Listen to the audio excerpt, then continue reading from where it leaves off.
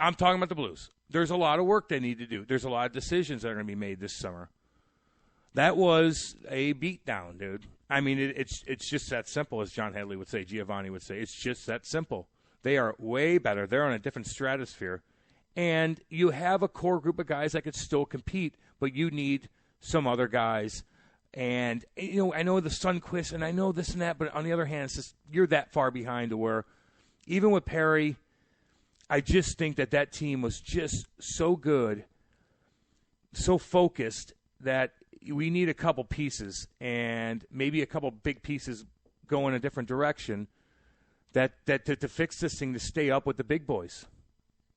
Right. And when you talk about the core, now we can break down this series, and I'm sure we're going to do that. But also, to me, because, look, after the first game, I felt like it was going in this direction of a sweep. And remember, I thought I said the Blues are going to find a way to win game one. Boy, was I wrong there. After watching that game, though, I texted you, I think the Blues are going to get swept. And the only reason I said that was because Jordan Binnington in game one played the game of his life. And they still lost. What was that game? Whatever the score of that game was, in the series, they were outscored 20-7. So this series wasn't close whatsoever. Now, also, were there some empty netters? Sure. So is it exactly 20-7 from a standpoint? No. But the point is, you got smoked. You had a lead, in game 4. That was the first time you had a lead in the entire series when Tarasenko scored for 7 minutes and 12 seconds. Mm-hmm. So in a hockey series of 240 minutes, you led for just over 7 minutes. And that's where, look, the core argument's interesting because I think you have to change the core. I think some of the core guys are going to leave. That's what I meant to say. Regardless. Yeah. But yes, the core is going to change this summer in some way, shape, or form. It's just how many of those pieces leave and how many new pieces come on board. Okay. It's so hard to start off when there's so much to talk about a year in. So I'm sorry. I'm looking at my notes and I wasn't unorganized. I just had to say that off the bat. But let me just say it this way: for the most part, this whole year, it was boring. They were a boring team. Charlie, remember, we're talking, what are we going to talk about today? And it's God, the game. They didn't have anything. I know there's injuries, and I know it's still kind of a messed up year, but they just don't. They don't have that killer anymore.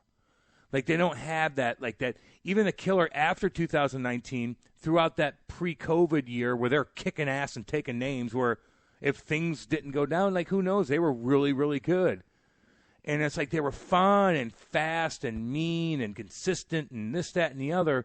And you're yep, there they are.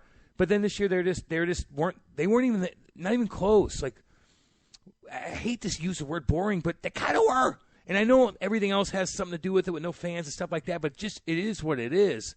You watch some of these other teams, holy cow, they're flying around fast. The Blues aren't fast.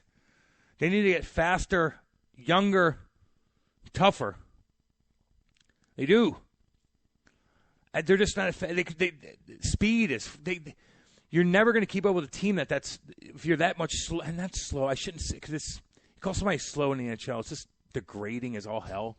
But they are. They just look so much slower in every aspect, except for maybe bits and pieces here and there, little spurts here and there. How about this? Instead of calling them slow, does it sound better to say speed deficient? No, they're slow. You know what I mean, though, Charlie? I do. You see it, dude. I mean, it is what it is, but I have to call it out it just was an exciting year. I know it was funky. I feel bad for David Perron, who actually was exciting, by the way. There's a couple guys. Kyrou. Right?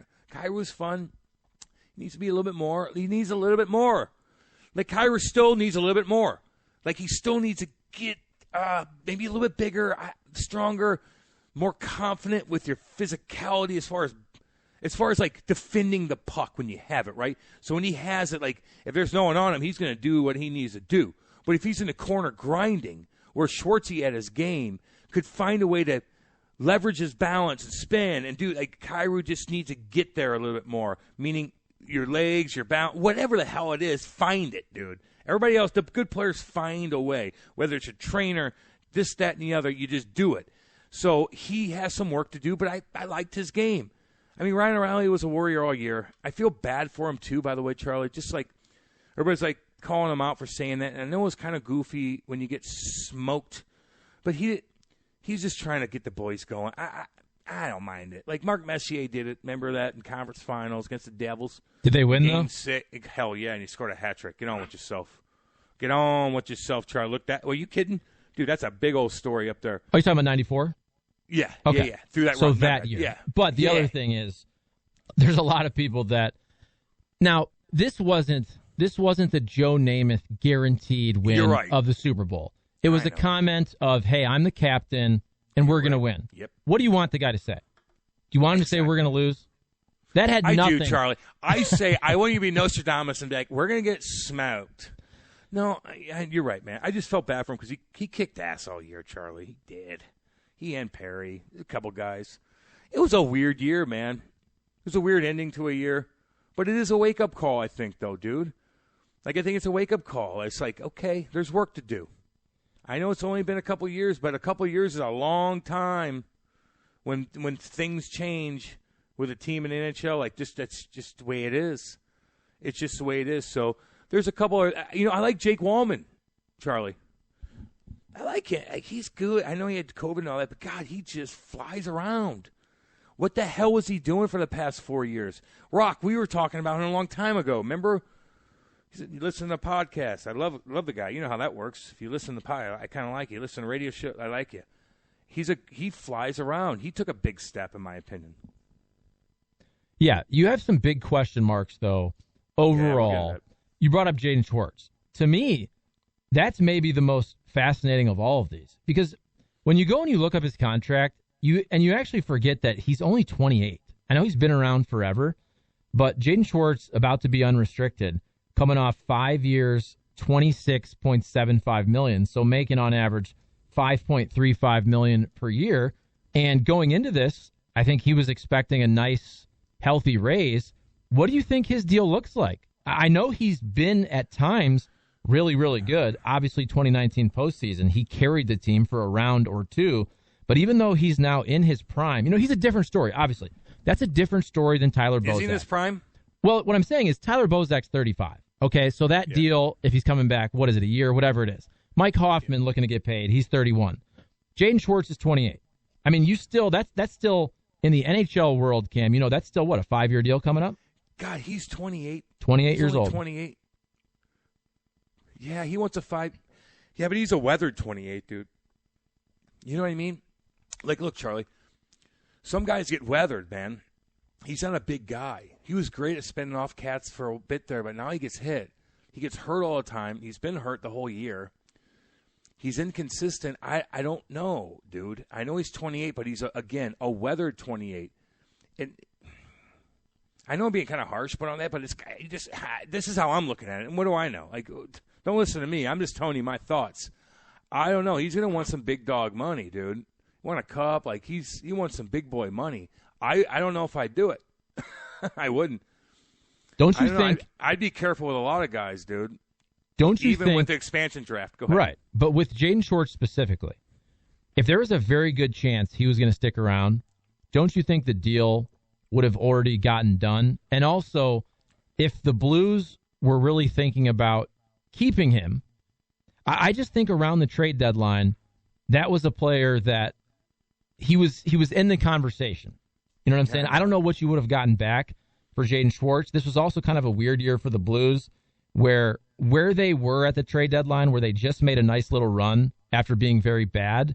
It probably didn't make a ton of sense to do very much on either side of things. I just look at Jaden Schwartz and what he wants and what he'll get. I wonder if he'll get a big raise, though. Do you think he'll get? Is he going to get 6 coming off the last couple of years? 8 goals and 13. I don't know. He's just, when he's on, he's on. He made big plays, and I think that he should get money. I just don't want the Blues to pay him. I think that maybe he could restart somewhere. I don't know. The point is, like, when you're a Stanley Cup champion like that a couple of years ago, you're a big part of that. You had a lot of goals in that year, but next year you're flying. Bubble. Maybe people are like, this has just been funky. His daddy passed away too, right? Which, I mean, I'd be who knows what I'd turn it. I mean, so, that can mess him up, man. So there's a lot of stuff, but it's still business. On the other hand, I wouldn't do it. There's other guys out there. You got money saved up, man. Like you could. Things are weird. Doug could do it. He could work his magic and find something. I don't know. People do want to play for the Blues. Like, guys want to come here. Absolutely. So, that brings us to another point, though, Charlie. Like what do you – I'm sorry. We're all over the place. And again, there's just a lot, dude. There's just a lot to, break down. I'm trying to, hey, okay, how's this? So, 91, basically invincible. I love him to death, but we didn't see him much. He goes out there and dings two. I even tweeted something about it. Good for you. I figured he was banged up the whole time. People threw out that he has a growing injury, but now he just said he's going to go over to the Worlds and play for Team Russia. So it's well, what the hell is that all about? I don't know. Maybe that's not that big of a deal, but it's kind of goofy a little bit. But let's see here. What else? Okay. Well, don't you think? Go ahead.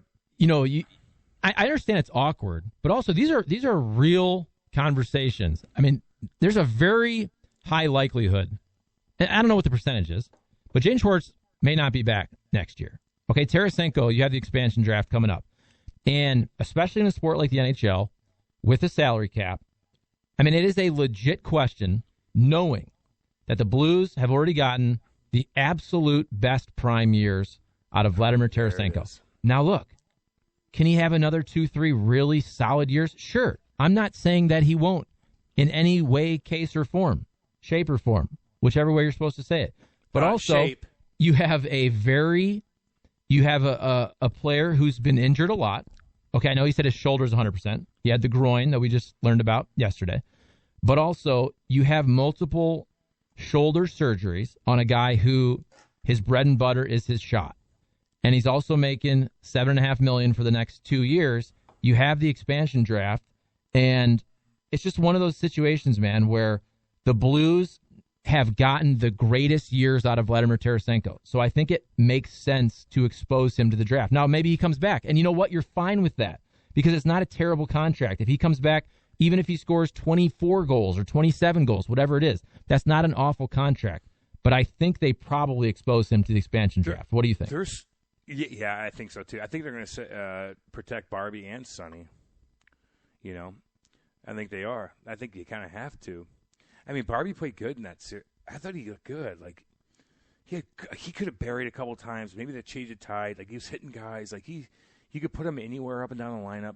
Hopefully Sonny's okay with his injury and he comes back a warrior, and I think he will, where he just kind of has that, I'm a warrior. I go out there and block. I love that. Man, you just know those kind of hockey players, man. You look at him, you're like, this dude will do anything, anything for the club. And he's skilled. Yeah, no doubt about it. There's guys that pop up, man. What did Daddy Padre just say to me? Okay, let's see here. It goes, Blake Coleman from Tampa, faster and cheaper, and probably gives you about the same production as Schwartz. Dude, Blake Coleman's all over the place, man. Those guys are kicking ass and taking names too, eh? Some dirty hits going on. We're gonna get in that series in a second. Let's keep it the Blues here for a second, but yeah, I'd say you would protect those your workhorses, man, that are kind of irreplaceable. And they're cheap. They're cheap for what they do. I don't know. If somebody put out that the Blues got beat like we beat the hell out of San Jose in that series, and they gave us a couple more games, but they just got smashed, and the Blues got smashed up too. God, poor Justin Falk. God almighty. I don't know, man. That was a tough way. But, hey, you know what? When you're on top of the world 2 years ago, and you're flying high, and Bobby's alive, and everybody's partying, and Kate gets mad at me for drinking too much, and and we're doing this. She doesn't do that anymore? No. I'm disciplined. But then, no, Campbell doesn't drink too much anymore. Obviously. He's a very responsible young man. I'm staying at home. I ain't going nowhere. But the point is, you're on that cloud 9 high, man, and this whole city felt it at the real time, at the best time ever. At the peak of the and then sometimes you get smacked in the face afterwards, You just get smacked in the face. That's just how it is in sports. Now you're here, and then all of a sudden you're like, we're still good. No, you're not. Sit down. Boom. Rearrange things. Right. And that's where you have to remember also, it's a good place to be in where, as a fan base and the media, you're critiquing from a very disappointing standpoint that the last couple of years you had first-round exits. And I understand the bubble's a different story, but still, coming off a cup-winning season, that's where the bar is now. Now, it's not, okay, we all get it. You're not going to win the cup every year. You're not going to win the cup once every 5 years. But once you win the cup, expectations go up. And so it is a good place for the organization to be where you're now disappointed. You're disappointed after a couple of years of first-round playoff exits. By the way, both of them very weird years. Let's also be real, because the Blues were rocking and rolling. Pause hits. They never picked things up. This year, I don't care what anybody says, ridiculous amount of injuries. Now, would they still lose to Colorado? Absolutely. Mm-hmm. If they didn't have such bad injury luck, they'd have more points this year. They probably would still lose, in my opinion, to a Golden Knights team or to a Colorado team in the first round of the playoffs. And this is a cliche. This is like something my mom would say, but it's actually true. You can't win them all, and sometimes it's just not your year. And I understand that's very narrative-driven, but it's true. 2019 was the Blues' year. Yeah. This very well might be the Colorado Avalanche's year. Everything is set up for them in terms of their personnel, their health, right? All of these high draft picks all hitting their prime at the same time. And it also, with Landeskog, you never know what the team will look like next year. So this could be the last great opportunity for a team like Colorado to win a cup. Now, they're going to be good next year, but I'm saying teams change every year. They do. That's how we started this conversation about who will be back, who will the Blues add. Just straight up, this isn't great analysis, but it wasn't the Blues' turn this year. Because of injuries, because of talent, because of losing Alex Pietrangelo, whatever it is, this just was not the Blues' year. And for them to still make the playoffs in a year like that, I think that's okay. Tip of the cap. They figured it out at the end. Remember, it was a little stressful there. They still figured it out. Here, and that great lead into my next point is like I got to give a shout out to like the ownership group here, like Tom and all the guys, Luxie, all y'all. I know you're listening, homeboy. All you guys found a way. Like, you spent the money. You knew crap was hitting the fan. You knew you weren't bringing nothing in, and you still wanted to put the best product you possibly could out there, and you did. And whether the guys didn't perform when they needed to be, you put the best product out there, and I got to give the ownership group a shout-out, baby. You do. I'm not kissing ass. Tom hasn't skated in a long time. I need to hook him up. I've seen Billy do it the third more than anything. But the point is, though, in all honesty, in all seriousness, they still tried their hardest collectively as a group to put the best product out, and we honor that. And all the fans should honor that too, man. Like, you can't get pissed at the ownership group or even Doug or like you got to I don't know who you blame, to be honest with you. It's all collectively effed up. Poor David Perron again. It's like, God dang, man. I don't know. But they were boring throughout the year like they were. Charlie, I wasn't staying up for those 9 o'clock Kings games, and you know that. And you're just not. I did. No, you didn't. I took notes. No, you didn't. Well, I was up for work most of the time. Yeah, maybe you did. Dang it, you did. You did. You're more disciplined than me. But you know what I'm saying. So again, the Blues need to be younger, faster, tougher, better overall, just better, healthier. I mean, it is what it is. How about this? Go ahead. For a question. Yeah. I look at this year's team, and I am going to keep bringing up the injuries, and I don't care what anybody says. Because when you look at games lost, it was a ridiculous amount of games lost. Again, were they going to win the Cup? No. Would they beat Colorado? No. But still, you can't ignore that fact. I think when you add in the injuries plus changing personnel, and you brought in some good guys. Look, Mike Hoffman ended up being a nice piece to this team, especially the second half of the season. Yep. But you lost Petro. Okay, you bring in Torrey Krug. Torrey Krug is a good player. But also, it takes a while for teams to have that cohesive nature and to establish their identity. The team that won the Cup, their identity was, we're going to roll out the fourth line to start the game. We're going to crush you. And for that team, the identity was as much about Barbie and Sonny as Ryan O'Reilly. And I say that with all due respect to all those guys. But that's why losing somebody like Sonny was so big.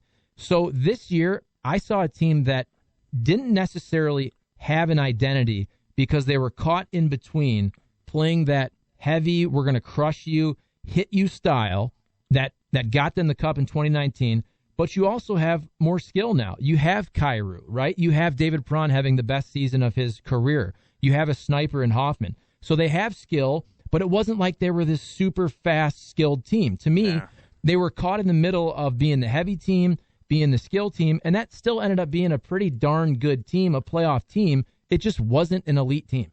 They found a way. Yeah, exactly. And even Niko Mikkola, man, I think he's going to be good, dude. He's tough. Like, he'll hit you. He's mean. Like, I like it. He'll push you out in front of the net. Like, he'll make mistakes here and there. But there's a stat, and people chirp analytics and stuff, and I get that because there's a lot of people that just like, they don't even, they never watch anything else, and they're like, okay, I'm just going to look at the analytics, I'm going to put it together, and I'm going to tell you what's what. And I'm like, well, there's more to it than that too.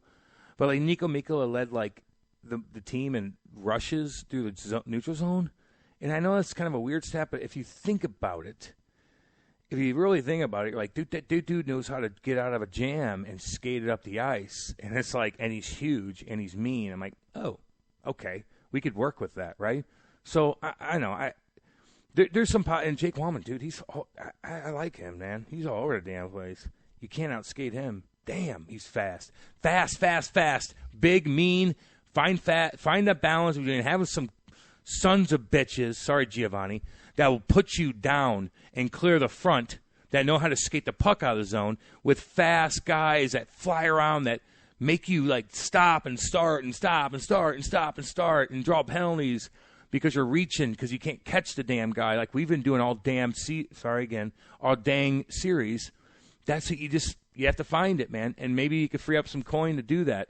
And Doug could work his magic, and the ownership group is healthy. Hopefully, I mean, well, I don't know the internal. Like, I don't know I'm not looking at them portfolios, but I think things are opening up, and they have a lot of, help in this town, and people support the Blues, and they understand the game. But people just need to know that ownership group, man, you got to give them a tip of the cap. Okay, just do that. Don't be chirping like you chirp the wits like for being cheap. This ain't the same thing, dudes. They did everything they could. And I'm not even on the payroll. I kind of am here and there, so I'm not kissing ass. But you want to be. Well, I want to be hell. I don't want anybody tapping on my shoulder. I'll do an autograph signing for him. Just have me do those and maybe a couple of skating sessions. That's it. I like to chill. So, but that's it. I have to throw that out there. So anyway, weird year, man. I think we broke it down. Is there anything else I'm missing to talk about? One more. Can I say one more thing? Yeah. My final thought, even though I'm sure we'll talk about it again during the 1 o'clock hour, is this. This is the first time since the Cup win, in my opinion, the Blues can actually take a deep breath from an ownership, from a general manager standpoint, and figure things out with a normal summer. And it's going to be a difficult summer. Look, expansion draft, that's a curveball. You got to figure that out. But if you go back to you won the Cup, you partied the whole summer. You had the shortest possible offseason, which is a great thing. That's what happens when you win the Cup. Then you started that year, the next year, the pause year. What was that all about? It was all about Alex Pietrangelo. That was in the backdrop of every conversation the Blues had for that whole year. You're really, really good, but guess what? COVID hits, 3 months. You shut her down. You never found it during the bubble, okay? And then you had another weird summer / fall / winter. You didn't even know when the season was going to start, right, guys? How do you train? And just so everybody who's complaining out there, I get it. Every team had to deal with this. 100%. Every team had to deal with the same stuff. But then you get in, you get injured. Okay, you had a season, you made the playoffs, it's all good. You lost in the first round. But if you go back in a 2-year rolling period, this is the first time the Blues can kind of take a deep breath, right? They can look at their roster, and they can kind of figure things out, right? They have a normal summer. You got 4 months. You got time to figure it out. I understand when you run deep in the playoffs, that's a good thing. But over the last 2 years, it's been hair on fire. And I think now you got some time to look towards next year and put the best team out there with some tough decisions. Damn right, Charlie. You're absolutely right. If there's 20,000 going crazy, I would be like more like, oh, God. But it's just not there yet anyway for everything to make sense as far as – it's just – look, last time, remember the Vladdy got hurt a couple years ago. They didn't make the playoffs on the first time in a long time. After the Hitchcock years, they didn't make that playoff run. And it was the same kind of thing, although it was worse than this. And all of a sudden, what they do, they put some things together, they spent the money, and they found a way to have an unbelievable team, and they put it together. So it's like now it's kind of that. You still have the guys that you need. There's guys coming up there. Now you have a little bit of money to work with. People want to play here. Let me hit the text line real quick, and we'll go to break. 855-282-8255. I don't even know why I have to say that. You guys know what's up. Let's see here. Do you protect 91 in the expansion draft? The guy that sounds like Shake from State Farm. No, you don't. 7.5, 3 surgeries hasn't. No, you. Somebody wants to take him. Seattle wants to take him. Take a risk on him. Go ahead. Go ahead. Take a risk on him. It's fine. Be my guest. You think he's going to score? He might. I love the guy. He might. He shot a couple nice goals last night. He was leaning on that stick, dude. Dave with the cauliflower. Don't mess with him. The bright side for me is the short season is less miles on the core players. Yeah, man. There's a lot. Look, you could dissect it in a million different ways. You want the guys to battle, and you want the ownership group to make money. You want the fans to be into it as much as possible. But if it doesn't happen, you can still take some takeaways out of there that's somewhat positive. Yeah, the guys, I guess, were going to be healthy. I don't know. Cucky the Dwarf, are Schwartzy's best years behind him? Dude, I think so, man. Again, he's 28, but I'm telling you, you skate with these kind of guys, man, that are kind of, they battle and they get hit a lot because they have the puck a lot, and they're in the corners. They get weathered quicker, you know? Their body wears out quicker, and it kind of seems that way. And he's very inconsistent. Great dude. I know he battled a lot of stuff. Who knows the internal stuff that we don't even know? But this is a business. It's an absolute business. And it's a business where when you get him on his early years, that is 100% worth the risk. And he lived up. He lived up to that contract, right? Yes, and he did. Even if you just look at 2019, he did. I understand there was inconsistencies throughout the 5 years, but when you draft a guy like that in the first round, okay, he's lived up to that. This is now a different conversation. This is now paying that man potentially for what? For 5 years at $5.5 or $6 million, whatever he's going to get past the age of 28. So starting with his age 29 season. When you talk about it from a business standpoint, that is a totally different conversation. Man, you're absolutely right. Who do you guys got coming on your podcast? We got Jason Blake coming out tomorrow, play for the Leafs. Islanders had cancer throughout the whole thing. I wanted to honestly, he pissed me off so much. So it was a great conversation. His kids play hockey, play in the league, 800 games, just a big dog. And then we got that Bruce McNall cat who owned the Kings, who brought Gretzky, who went to jail for coin fraud. Oh, God. We got a bunch of big, and we got Brady Kachuk live too, baby. What's up? So that's what you get. You just get nothing but the best on that. Nothing but the best. Hey, guys, how much blame does Brewery get? Great question. Look, man, there's a couple things that you got to bring up with him. There's a couple things you have to bring up. Hoffman, why is he not on a number one power play unit right off the bat? What are we doing? Who cares if he wasn't performing 5-on-5? Get him. He's a power play specialist. We know that. We know the stats. Look at it. Why was he not on there earlier? What about, pulling the goalie at times? And I love Chief, dude. I love him. But there's some questions, too. I mean, No, those are both fair points. I mean, come on. When you talk about pulling the goalie, though, also, throughout the season, weren't the Blues the best 6-on-5 team they've ever been? For a large percentage of the season, I feel like they scored more 6-on-5 goals than I could ever remember. Yeah, I don't know. But there's, again... you could die again. There's always blame everywhere. Special teams were bad for a bit. There's just a lot of stuff. There's a lot of stuff that when things go bad, there's a lot of ways you could dissect it, man. It's not just this guy didn't do. It's not. He got hurt. No, it's a lot of things. They weren't good all year, really.